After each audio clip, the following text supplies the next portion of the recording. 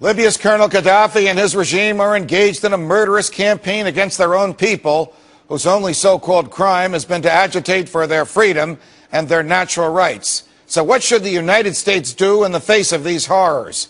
In a recent Rasmussen poll, 67% of Americans said the U.S. should leave the situation in Arab countries alone, and only 17% said we should get directly involved. But should America stand by while innocent freedom fighters are slaughtered? Joining us now, the host of Anti-War Radio, Scott Horton. Scott, it's a pleasure. Welcome to Freedom Watch. Thank you for having me. Here's the dilemma that I face as a libertarian who believes in small government, who wishes that our relationship with other countries would consist of happy relationship in which we engage in free commerce between them.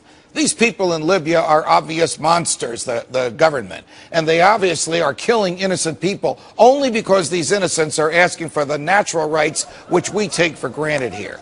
Question, should we do anything? Should we send them blackberries? Should we send them cash? Should we send them bullets? Should we send them encouragement?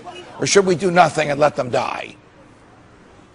Well, the American people certainly should send them encouragement, but our government should not be involved whatsoever. You know, Judge, back in 2003, when Bush normalized relations with Libya, that was fine. We should, as libertarians, of course, encourage the opening of business relationships and that kind of thing. But, of course, they didn't stop there, and they worked to send military aid, non-armament military aid from the Americans, and then they used the British to actually send weapons to Muammar Gaddafi. They can't stand to just be friends again on the normal level. They had to try to turn him into a Hosni Mubarak, one of our military puppets. So here we back the dictatorship in Tunisia and in Egypt and in Yemen and in Bahrain, but somehow our government is on the side of the people in Libya. It doesn't make much sense to me. Well, here we go again. I got to tell you, I didn't know that, and like you, I monitor this stuff for a living.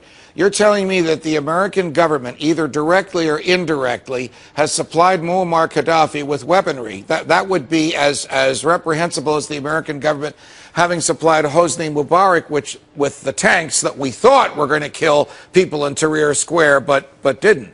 Question, do the Libyan people in the streets, who are literally fighting and dying in a civil war, do they know that the bullets being aimed at them came directly or indirectly from the government of the United States?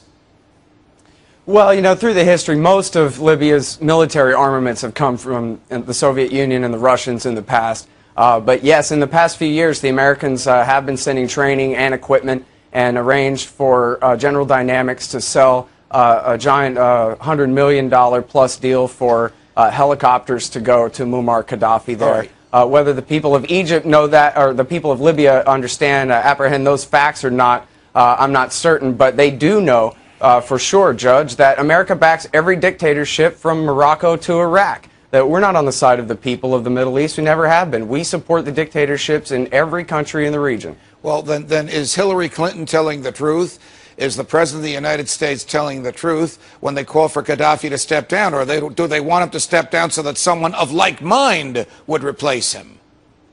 Sure, it's the same thing in Egypt. They didn't even hide it. It was on the front page of the New York Times. They were doing everything they could to keep Mubarak in power, and then failing that, they wanted his head of the secret torture police, Omar Suleiman, to take power. And of course, they want to, try to intervene in Libya in a way to, try to place a good bet on who's going to be next and see whether they can get in good with him.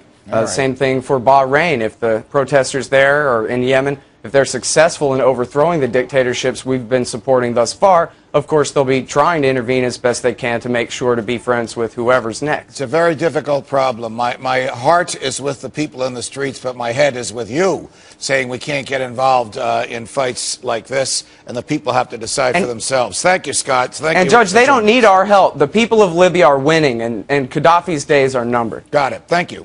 Thanks very much. Thank you. You're welcome. Now a few items from our Freedom File.